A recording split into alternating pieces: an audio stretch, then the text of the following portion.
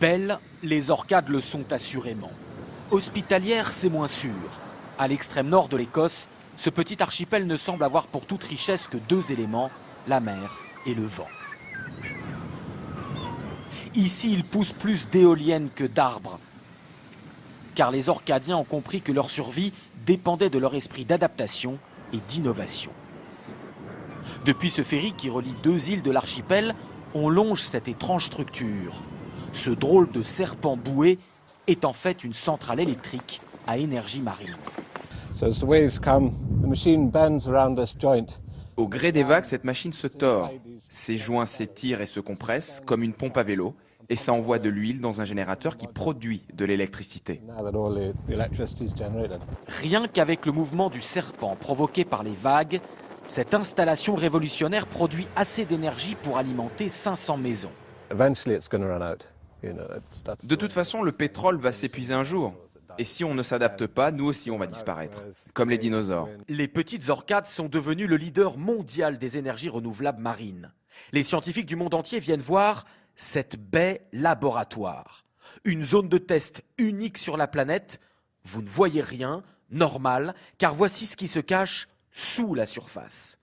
Ce prototype, par exemple, appelé l'huître, au gré des vagues, elle s'ouvre et se ferme, générant de l'électricité. Au large, on trouve aussi ces plateformes à inclinaison, dont les oscillations fourniront de l'énergie gratuite.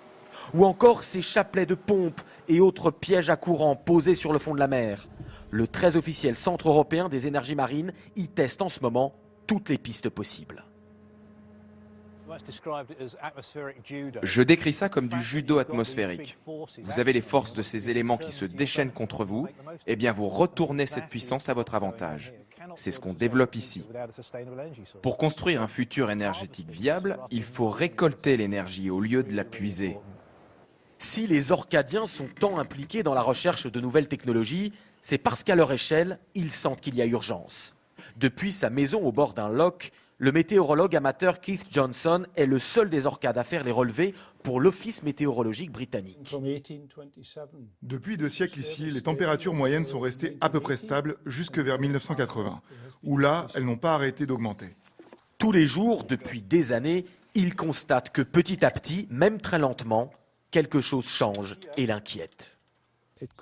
Actuellement, c'est en train de devenir plus humide. Cela pourrait avoir de graves conséquences pour un endroit comme les Orcades, une terre qui est déjà aux limites de la zone de viabilité, notamment pour l'agriculture. Et ici, les conséquences sont déjà préoccupantes. Même avec une légère augmentation de la température de l'océan, les stocks de poissons ont baissé ou se sont déplacés. Pareil pour le plancton.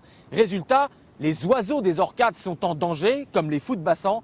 Certaines espèces ont même déjà quasiment disparu, à près de 90%. Face à cela, les 20 000 Orcadiens ont réagi. L'île possède le record mondial de voitures électriques par habitant et quasiment toutes les maisons fonctionnent à l'énergie renouvelable, comme celle de Steve Sankey. On a de l'énergie solaire, vous voyez, nos 2 panneaux sur le toit. On a 2 voitures électriques. Celle-là, là-bas, est très bien. C'est une française d'ailleurs, une Renault, 100% électrique. Et on a 2 éoliennes. Chaque année, sur l'ensemble des Orcades, on produit avec tout ça 50 mégawatts.